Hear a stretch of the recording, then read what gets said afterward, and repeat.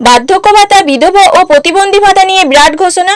নমস্কার, আপনি কি বার্ধক্য ভাতা, বৃদ্ধ ভাতা বা প্রতিবন্ধী ভাতার টাকা পান, কিংবা পিএম কিষাণ সম্মান নিধি যোজনা অথবা কৃষক বন্ধু প্রকল্পের সাথে যুক্ত আছেন? তাহলে আজকের এই ভিডিওটি আপনার জন্য অত্যন্ত ভাইটাল হতে চলেছে, কারণ ইতিমধ্যেই সরকারি প্রকল্পগুলো নিয়ে একটি বিরাট বড় ঘোষণা করা হয়েছে।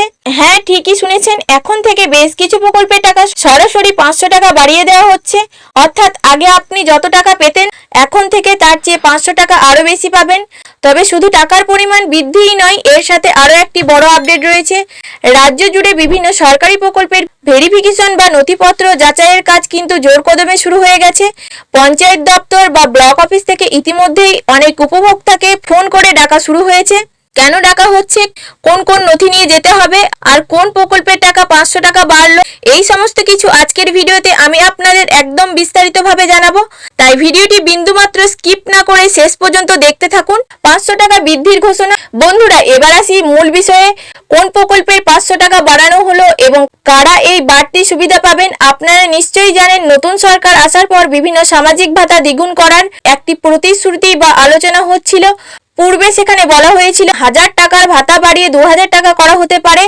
বর্তমানে কিন্তু সেটি আপাতত 500 টাকা বৃদ্ধি করার সিদ্ধান্ত নেওয়া হয়েছে। অর্থাৎ সহজ কথায় বলতে গেলে, যারা এতদিন বার্ধক্য ভাতা, বৃদ্ধ ভাতা কিংবা প্রতিবন্ধী ভাতা বাবদ মাসে 1000 টাকা করে পেতেন, তারা এখন থেকে প্রতি মাসে 1500 টাকা করে পাবেন। এই বিষয়ে সম্প্রতি একটি অত্যন্ত গুরুত্বপূর্ণ বক্তব্য সামনে এসছে। সরকারের পক্ষ থেকে স্পষ্ট করা হয়েছে যে প্রান্তিক পরিবারগুলো আর্থিক উন্নতির জন্য সামাজিক সুরক্ষার ভাতার পরিমাণ বাড়ানো অত্যন্ত জরুরি। এই প্রকল্পের মাধ্যমে শুধু বার্ধক্য ভাতাই নয়, তার পাশাপাশি অন্নপূর্ণা যোজনার মতো অন্যান্য সামাজিক প্রকল্পের সুবিধাও সাধারণ মানুষের কাছে পৌঁছে দেওয়া হচ্ছে। লক্ষ্য এটাই, যাতে একটি দরিদ্র পরিবার বা প্রান্তিক পরিবার বিভিন্ন সরকারি স্কিম যেমন পিএম কিষাণ, কৃষক বন্ধু, অন্নপূর্ণা যোজনা এবং বার্ধক্য ভাতা মিলিয়ে প্রতি মাসে একটি সম্মানজনক অঙ্কের আর্থিক সহায়তা পেতে পারেন। নতুন ভেরিফিকেশন ও স্ক্রুটিনিকরণ। এবার কথা বলা যাক দ্বিতীয় ও বড় আপডেটটি নিয়ে, যা অত্যন্ত গুরুত্বপূর্ণ। তা হলো, আবার নতুন করে ভেরিফিকেশন বা নথিপত্র যাচাই কেন শুরু হলো? দেখুন, বিগত দিনে এমন অনেক অভিযোগ সামনে এসছে যে কৃষক বন্ধু বা পিএম কিষাণ যোজনার ক্ষেত্রে নিজের জমি না থাকা সত্ত্বেও অন্যের জমি দেখিয়ে অনেক বেআইনিভাবে টাকা তুলে নিচ্ছেন। ঠিক একইভাবে বার্ধক্য ভাতা বা বৃদ্ধ ভাতার ক্ষেত্রেও কিন্তু অনিয়ম দেখা গেছে। যেমন কোনো একজন উপভোক্তা হয়তো বেশ কিছু সময় আগে মারা গেছেন, কিন্তু তার পরিবার বা অন্য কেউ সেই মৃত্যুর খবর সরকারি দপ্তরে না জানিয়ে বছরের পর বছর ধরে ওই মৃত ব্যক্তির নামেই ভাতার টাকা তুলে যাচ্ছেন। সরকার এবার এই ধরনের সমস্ত ভুয়ো উপভোক্তা বা অনিয়ম বন্ধ করতে চাইছে। প্রকৃত এবং যোগ্য মানুষ যাতে সরকারি টাকা পান, তার জন্যই এই ঝাড়াই বাছাই বা ভেরিফিকেশনের প্রক্রিয়া শুরু হয়েছে।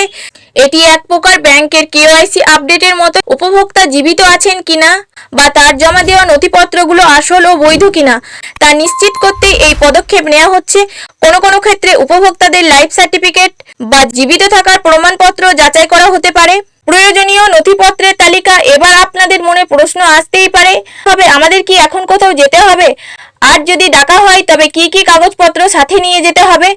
আপনাদের জানিয়ে রাখি, পশ্চিমবঙ্গের একাধিক জেলায় বিভিন্ন গ্রাম পঞ্চায়েতে বা ব্লকে ইতিমধ্যেই সংশ্লিষ্ট দপ্তরের আধিকারিকরা উপভোক্তাদের ফোন করা শুরু করেছেন। যদি আপনার কাছেও এরকম কোনো ফোন আসে বা অঞ্চল অফিস থেকে যোগাযোগ করা হয়, তবে আপনাকে কিছু নির্দিষ্ট নথিপত্র নিয়ে যেতে হবে।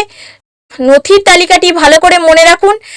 আধার কার্ড, আপনার আসল আধার কার্ড এবং তার জেরক্স কপি, রেশন কার্ড, আপনার ডিজিটাল রেশন কার্ড, ব্যাংকের পাসবুক, যে নির্দিষ্ট ব্যাংক অ্যাকাউন্টে আপনার সরকারি প্রকল্পের টাকা ঢোকে সেই পাসবুকের প্রথম পাতার জেরক্স, সেখানে অ্যাকাউন্ট নাম্বার ও আইএফসি কোড পরিষ্কার দেখা যায়।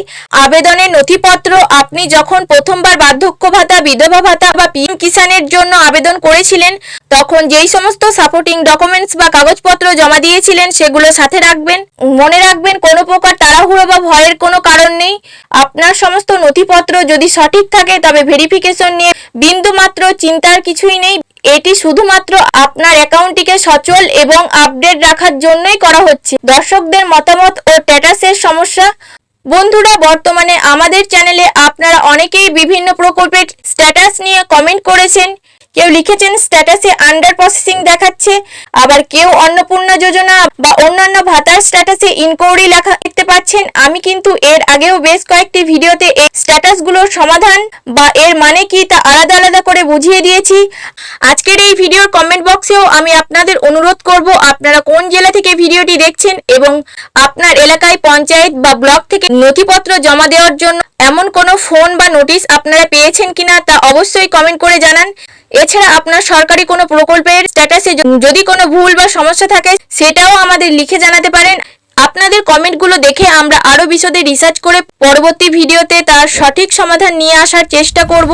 তো বন্ধুরা, এই ছিল আজকের সরকারি প্রকল্পের বড় আপডেট। আশা করি এই তথ্যগুলো আপনাদের উপকারে আসবে। ভিডিওটি ভালো লাগলে এবং ইনফরমেটিভ মনে হলে অবশ্যই একটি লাইক করবেন এবং আপনার চেনা পরিচিত ও আত্মীয় স্বজনদের সাথে প্রচুর পরিমাণে শেয়ার করে তাদেরও এই বিষয়ে সচেতন করে দেবেন। আর হ্যাঁ, আপনি যদি আমাদের চ্যানেলে একদম নতুন হয়ে থাকেন তবে এই ভিডিওর নিচে থাকা লাল রঙের সাবস্ক্রাইব বোতামটিতে ক্লিক করে এখনই আমাদের পরিবারের সদস্য হয়ে যান, যাতে পরবর্তী কোনো গুরুত্বপূর্ণ আপডেট আপনার মিস না হয়।